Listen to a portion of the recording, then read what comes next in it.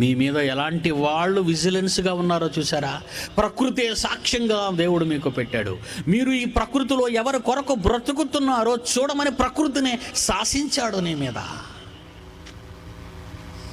చెబుతున్నాడు చూడండి ప్రకృతితో. వింటారా? యెషయా గ్రంథము 1వ అధ్యాయము 2వ వచనం నుంచి చూడండి.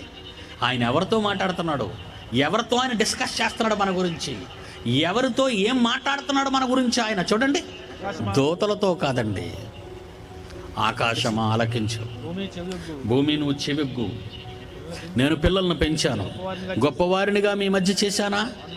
వారు నా మీద తిరగబడ్డారు. తిరగబడిన వారు, నా మీద తిరగబడిన వారు, వీళ్ళు నాకు అవసరం లేదు. ఇప్పుడు నా పిల్లలు కావాలి నాకు, నా పిల్లలు చూడాలి నీవు. అందుకే సృష్టి ఏం చేస్తుందట? మిగులు ఆశతో తేరి చూచుచు కనిపెడుతుందట ఎవరు దేవుని పిల్లలు, ఎవరు దేవుని పిల్లలు.